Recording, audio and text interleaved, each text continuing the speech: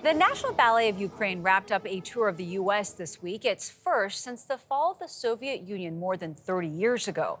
We sat down with a couple of the dancers as they shared with us the power of performance and keeping their culture alive, especially as their country nears its third year of war with Russia. With their graceful choreography, a show of strength that leaps far beyond the stage. The National Ballet of Ukraine says sharing these timeless classics is more urgent than ever. So many people today think of Ukraine as a war zone. There's such rich culture, such rich history, though. Is that important that you remind people of that now? We have war going on in different fronts. You have to know that our enemy is trying to destroy our culture as well. And my opinion that nation does not exist without culture. We met principal dancers Tatiana Lazova and Yaroslav Takachuk as they prepared for a performance at the Kennedy Center in Washington. Their first stop through 16 cities, along with a Ukrainian folk dance group. It's an honor to show and represent our theater, the #1 theater in our country, and to show our culture for people abroad.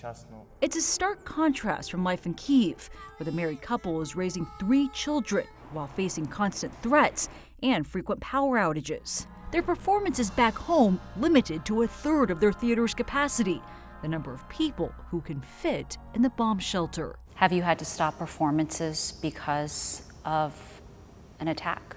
Many times we had to stop the whole performance and go down to hide, wait, and then we have to go back on the stage. How do you continue performing after that? We are trying to get the understanding how important it is to continue. A spirit of endurance, praised by Ukrainian ambassador to the U.S., Oksana Markarova. You see the dance, which seems so easy, right? It's so elegant and so beautiful. And then you, at that moment, you know how much effort went into this and how much tragedy is behind it. That's true about all Ukraine now. Tour organizers say some of the proceeds will help pay for underground classrooms and bomb shelters for Ukrainian schools.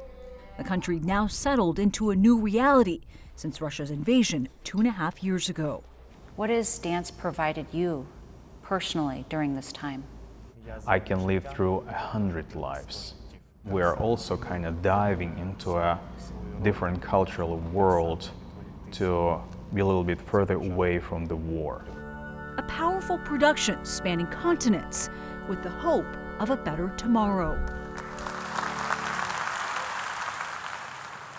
And it really was just such a beautiful and meaningful performance that they gave. They went through 16 cities, most of them on the East Coast, and they're looking now at coming back into the United States for a Midwest and West Coast tour. But the ability to take to the stage after taking shelter during what is an intermission and then still getting back out there because they know it's important to keep performing. And they are helping their culture to survive. Yes. It is such a rich culture. Yeah.